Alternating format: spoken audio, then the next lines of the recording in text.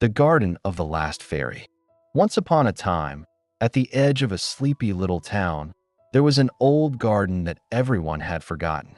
The iron gates were rusty, the flowers had long stopped blooming, and the air smelled faintly of moss and rain. But on quiet nights, when the moonlight fell softly across the garden, something sparkled faintly among the weeds, as if the stars themselves had come down to rest there.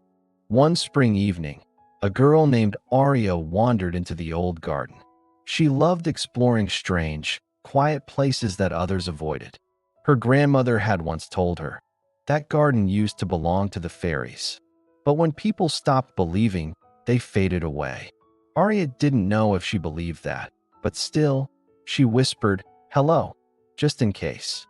To her surprise, the air shimmered faintly, and a soft voice answered, "You can see me?" Aria gasped. Out from behind an ivy-covered stone, a tiny figure appeared, no taller than her hand, with wings that glowed like sunlight through glass. The fairy's light flickered weakly. "You can really see me," she said, almost in disbelief. Aria knelt down. "You're real. I thought fairies were just stories." The little fairy smiled sadly. "We were stories once people stopped remembering us." Aria frowned. "But you're still here." "For now," said the fairy. "I'm the last one. When the last fairy fades, the magic of this garden will vanish too." Aria looked around. She could see faint outlines of what once was, where flowers had bloomed in every color, where fountains had sung and trees had glowed with silver leaves. Now it was all dark and still. "Can it be saved?" she asked. The fairy shook her head. "Only if someone believes again. Magic needs hearts that wonder." That night, Aria couldn't sleep.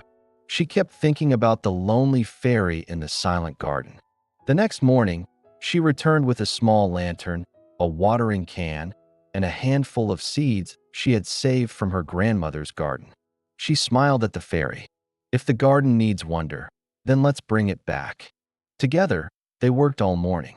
Aria cleared weeds while the fairy touched the soil with her faint, flickering light. Wherever her light fell, the dirt seemed to shimmer. When they were done, Aria whispered, "Please grow." The fairy closed her eyes and lifted her hands.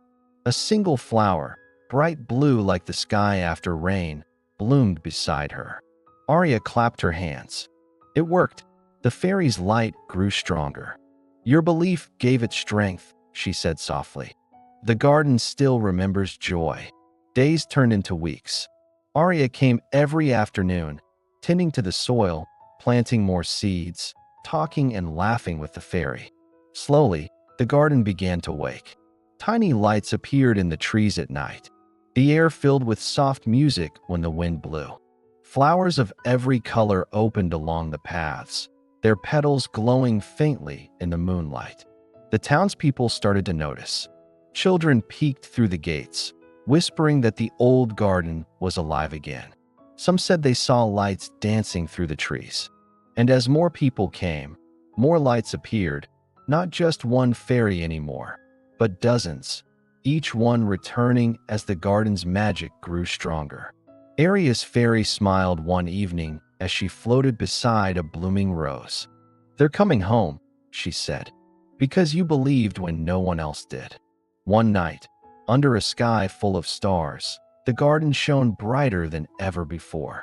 The fairies danced through the air, their laughter like wind chimes. Aria stood in the center, holding her lantern high. The first fairy, her fairy, landed gently on her shoulder. "You've done what even time couldn't do," she whispered. "You brought wonder back." Then, as the clock struck midnight, the fairy's wings shimmered brighter and brighter until she became a streak of light that joined the stars above. Aria smiled through her tears. "Goodbye," she whispered. "Thank you." From that night on, the garden never faded again. It became a place where people came to dream, to laugh, and to remember that magic was never truly gone, just waiting for someone to believe. And sometimes, when the moonlight was just right, a tiny blue flower would open in the grass, glowing softly, as if the first fairy was still watching, smiling from the stars.